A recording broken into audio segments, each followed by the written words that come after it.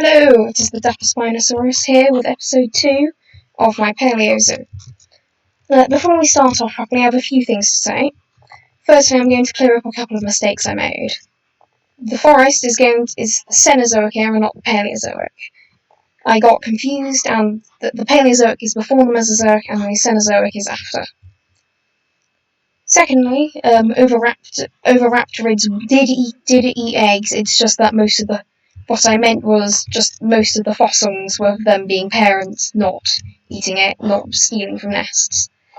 Thirdly, if you're under 13, this video is not for you. Can you please not watch it?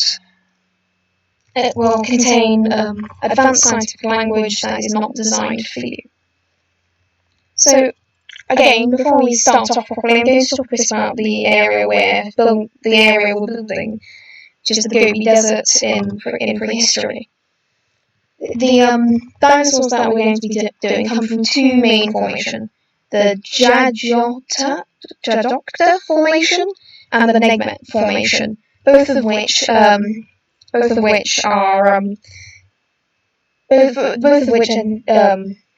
located in Mongolia and situated during the Campanian stage of the Cretaceous, which is the second to last stage. The Campanian stage obviously had some of the best life out of all of the stages in the Mesozoic era. However, it gets overshadowed by the later Maastrichtian constantly because they had one of the more famous dinosaurs. So, while these two dinosaurs came from the Jadocta formation, this enclosure is going to be the Negmet formation. So, what I forgot is that there was another Gobi Desert dinosaur that I didn't intend to add, but I just realised actually should be added, being Gallimimus. So while this was going to happen from Therizinosaurus, it's now going to be a combination exhibit with Gallimimus and one Therizinosaurus. I've also gained a little bit of feedback saying that music is preferred when I build. I decided to start off this enclosure early, just before I started recording, because no one really wants to see me just dig out a whole bunch of deserts and make path. So, yes, this will contain one Therizinosaurus and two Gallimimuses, and even then, unfortunately, it's a little bit small, but I'm sure it'll do.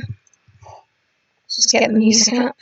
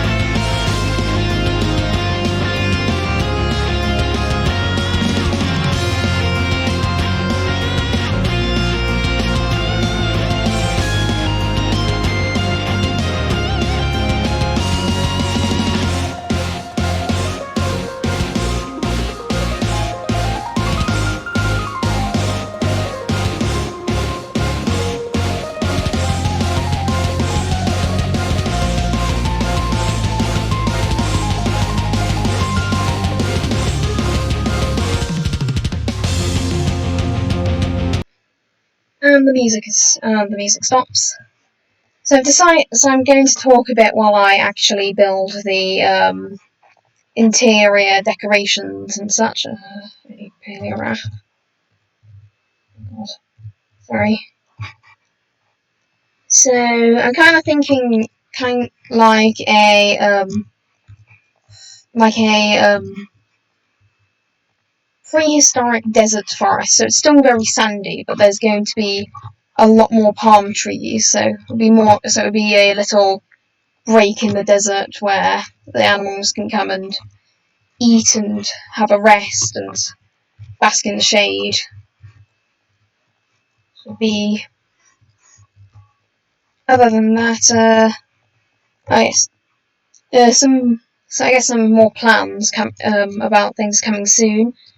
Soon enough, I'm going to start a Terraria ranged playthrough, and look out for that. It'll be quite fun for me, getting to use all kinds of bows and guns and such.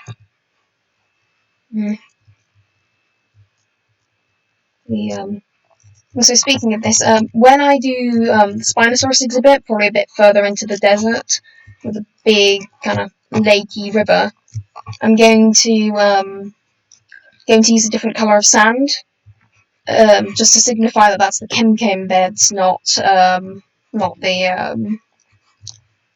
Dajaria formation or the Nigmet formation.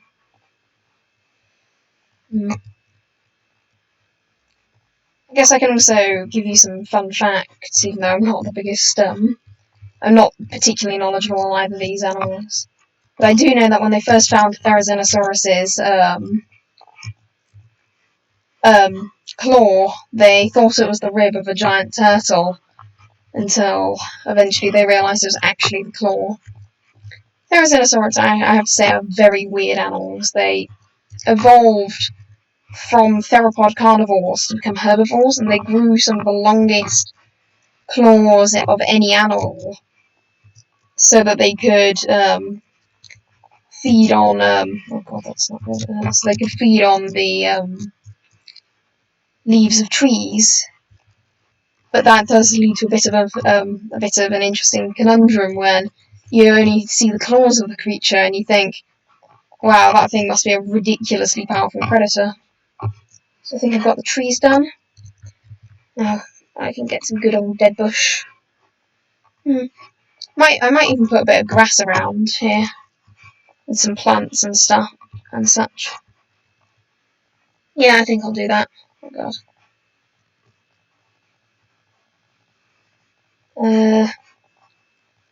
Not entirely sure what plants to put. There's surely going to be some fossils and archaeology plants I can use. Maybe some cycads or so, or conifers. Oh wait, it's getting night. No, it's cloudy. Yeah. So it'll be raining in a different. It's raining in a different biome. I made it to day and night cycle. So that there's no day and night cycle anymore. Yeah, just have some patches of grass. Maybe put a little bit of water in between them, so that it looks a bit more realistic that the grass is around the water instead of just in the middle of the sand. Because that wouldn't really make too much sense. Gallimimus facts. It was one of the Gallimimus and its relatives. Particularly Ornithomimus, were some of the fastest runners in the prehistoric world, being able to most likely being able to outrun pretty much any carnivore except for maybe a smaller tyrannosaurid. They're also omnivores, which is an interesting one to create. I'm going to personally film the feeders with only only plants, just because I don't really want to have to fill it up again with meat, and they can eat the plants just fine. So I find Gallimimus quite nice. Prefer the Therizinosaurus in the mod, but Gallimimus has some nice feathers and It's a very lovely looking creature. It's just the Therizinosaurus is a lot more well designed, and more time is definitely spent on the Therizinosaurus, I think. Even though they both still had a lot of effort, because the effort put into them, because this mod's been being developed for over, gosh,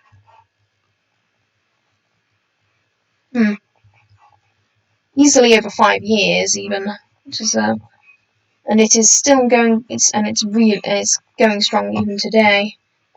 Okay, let's see some plants. Wait, no, those are seeds. Plants. Let's see. Osmunda. Let's see.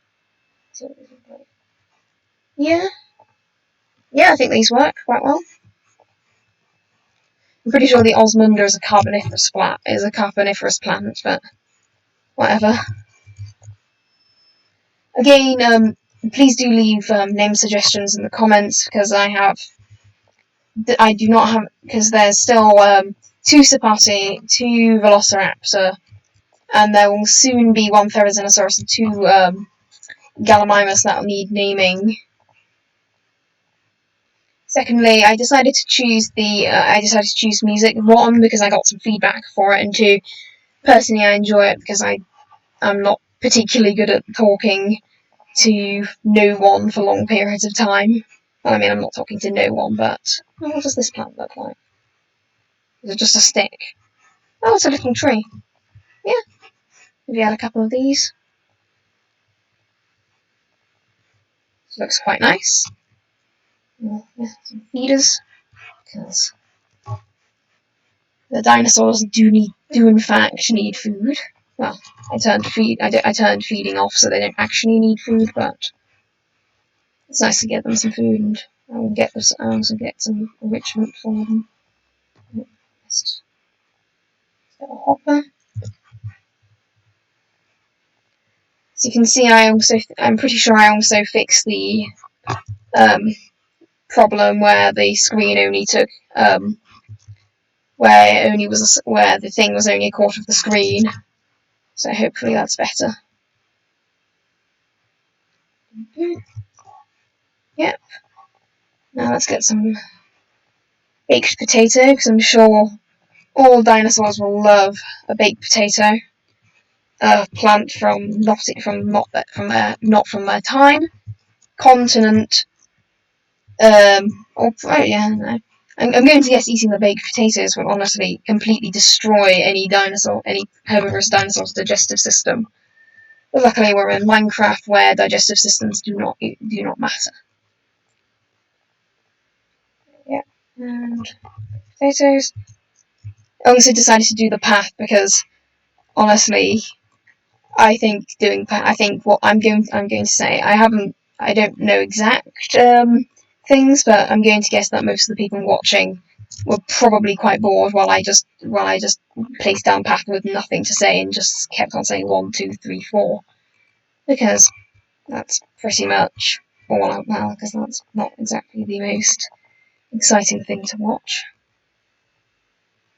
This episode's definitely going to be a lot shorter than sorry, I'm just adjusting. This episode's going to be a lot shorter than the other one, even though it's featuring a much bigger exhibit, I think. Well, this one has 2. Maybe I could build a little. I'm not sure. I think I'll keep to just Therizinosaurus and Gallimimus. Oh yeah, I need enrichment. What kind of ball? Maybe a good. You can never go wrong with green. Well, I mean, it's not my favourite colour, but you can never really go wrong. Yeah, and some scratching posts. I wonder how a Therizinosaurus would actually interact with a scratching post. Oh god, hang on. There's not like a cat where it would grab onto it and then slowly bring its claws down. It would more likely just whack it, and surely that probably wouldn't work so well as a toy for them. Let's get a tethered log. I feel like this would be a better toy for a Therizinosaurus, because it can take the scratches and also kind of gets battered around. Yeah, I think this is a good enclosure. Oh, I need to, oh, hang on, I might also show you something. Because when I built the reptile house, I wanted to kind of be, hang on, I'll make a little outline. So I wanted to kind of be this shape. Split into two buildings. Have like a chunkier bit here with one big enclosure for maybe Carboniferous animals, Sarcosuchus, and then have some smaller amphibians or reptiles. And then in the middle, I want to have maybe like a education building. So something that would, you go in and you maybe like you have these in lots of different zoos where you have just a little building. You go in and they have little programs on every so often, so they teach you stuff and they let you touch some of the smaller animals, that kind of thing. So I want to have one of those in the middle. Firstly, because I think that would be quite cool, even though I wouldn't be able to schedule like touching the animals. But it means I can do this, because these biofossils, you can place them down and they can become different animals in the mod. So you can, I'm getting a lot of Diplodocus. Oh god, I'm going to hate making the Diplodocus or Brachiosaurus enclosure. That thing is going to be so enormous. So yeah, it's time to put the Therizinosaurus and the Gallimimus in. Oh god. Therizinosaurus. One Thera and two Gallimimuses, because they're both reasonably large. Hello. Oh, it's a male. Nice. Okay, so apparently it does literally just whack the scratching post. It's quite a big enclosure, but it's not very wide, so I think, yeah. Gallimimus, there you are. There's one. And there's two. We've got a male and a female. Whoa! Just flinging the ball into the air. I remember I was playing on this mod, like a version back, and there was this glitch where I would ride the Parasaurolophus. I prefer Parasaurolophus. And I would jump, and it would literally launch me 50 blocks into the air and down. And then it completely and utterly broke the world by making generator chunks not generate in. It removed all of the animals. And the only way I could stop it, was to turn off the game and come back on. And then it suddenly got fixed. It was really weird and scary, but it was honestly the best glitch of all time, because you could literally ride like a 2-ton, 9-meter long hadrosaur and jump 50 meters into the sky with no effort. Ovid, why in the world are you wobbling your head so much? You okay? Yes, you're okay. Yeah, happy? Okay, good. Having a happy headbang, it seems. I think they're trying to attack the scratching post and they're just ending up eating the sand. Oh yeah. So I have to say there's a slight glitch where, wait, hang on, yeah, the Velociraptors are nocturnal, and because I wanted to keep it as a permanent day, it means they're going to be constantly asleep. Oh no, that's a capital letter. Clear 1 million.